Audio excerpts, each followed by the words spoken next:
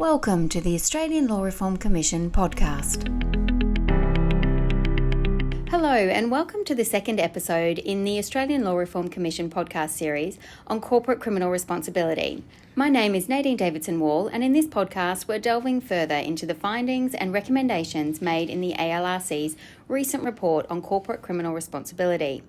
This report, which was recently tabled in Parliament, makes 20 recommendations for the improvement of Australia's corporate criminal responsibility regime. The first of these recommendations pertains to the availability of criminal justice data, and in particular, data relating to corporate crime and corporate criminal responsibility. I'm joined today by Sophie Ryan, a legal officer at the ALRC who worked extensively on this recommendation and the data more broadly, informing the ALRC's report. In this podcast, we're going to deep dive into the role of data in the ALRC's law reform process, the particular data presented in this report, and access to criminal justice data more broadly. So, Sophie, let's get started. Can you tell me a little bit more about the role of data in the ALRC's law reform process, and in particular, the role it played in this report? Absolutely. Basically, the role of the data comes in helping us understand exactly what the problem or issue is at the core of the ALRC's inquiry, and more specifically, what are the causes rather than the symptoms of that problem. This step is really foundational because often people can have different understandings of what the problem actually is and where we should be looking for solutions. It's kind of like the story of the man who is looking under a street light for a key he lost on the other side of the street, just because that's where the light is. We have to make sure when we set out on an inquiry that we're looking for the key in the right place and not just where the street light is shining. And that's, I suppose, where the data and evidence more broadly comes in. It helps us work out where to look for the key in the first place.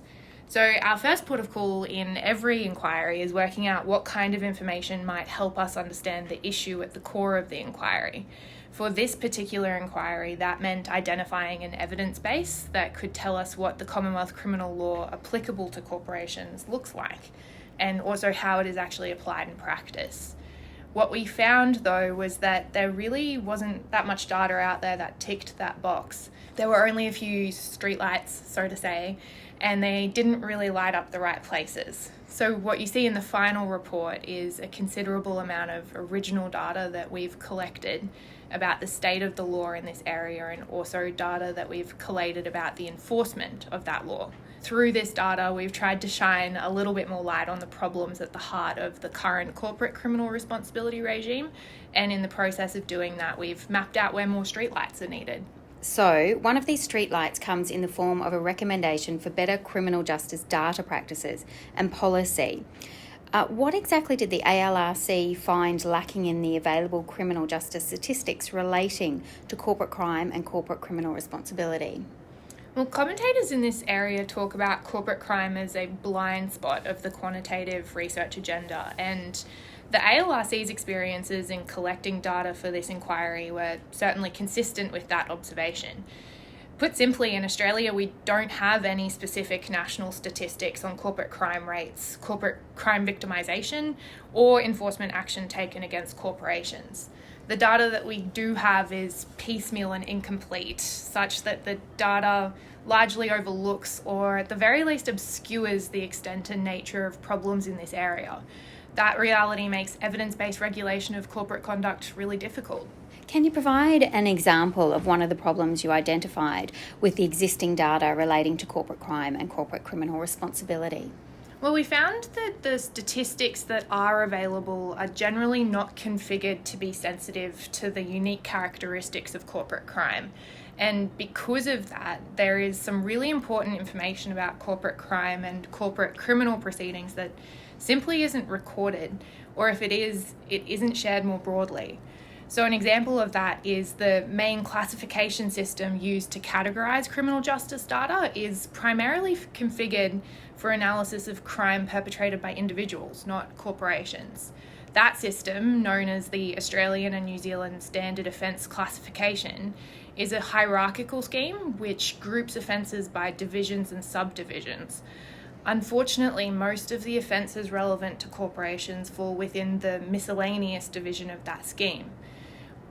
Aggregating those offences in that subdivision effectively means that we don't get to see the information specific to corporate crime and corporate defendants to the same degree that we would for individuals. So considering this current lack of data, what would we find if that data was more visible? Well, to start with, failing to disaggregate data specific to corporation defendants means that we can't actually identify statistics specific to corporate defendants.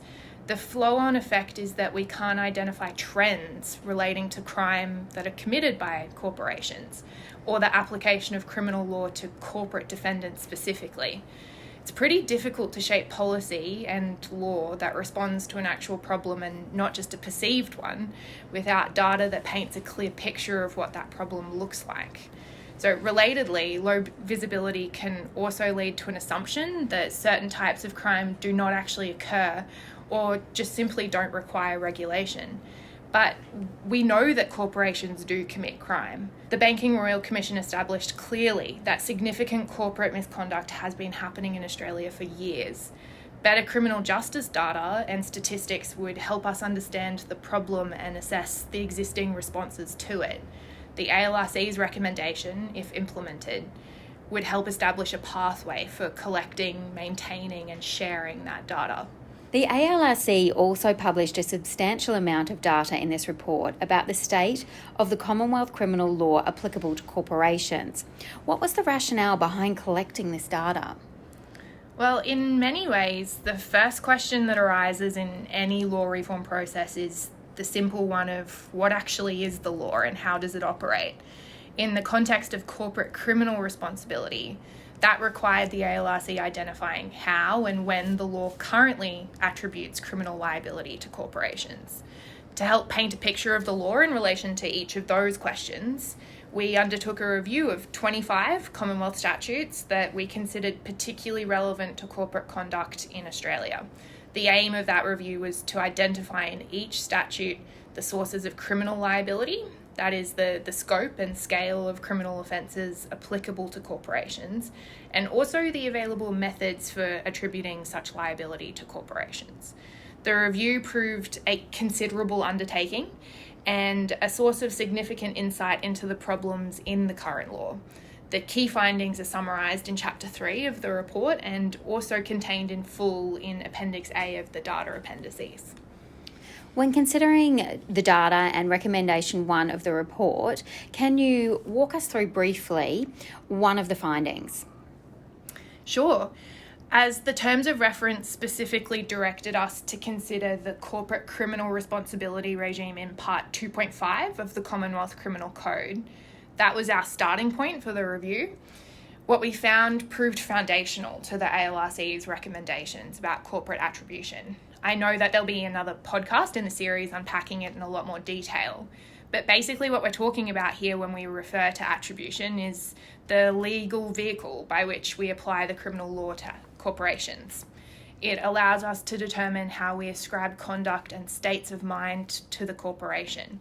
Part 2.5 is supposed to be the default mechanism of doing this. According to the Criminal Code, Part 2.5 applies to every Commonwealth law unless it's expressly excluded. So it would be easy to think that if we're having problems in holding corporations accountable, that there must be something wrong with the default attribution mechanism in Part 2.5. But what our review of the legislation revealed was a little bit of a streetlight effect in that argument. We found that even though Part 2.5 is by law the default method of attribution, it doesn't actually apply under a lot of the Commonwealth criminal law that is applicable to corporations. In fact, its application is expressly excluded by the majority of the legislation that we reviewed. Instead, the statutes that we looked at generally contained alternative legislative attribution methods.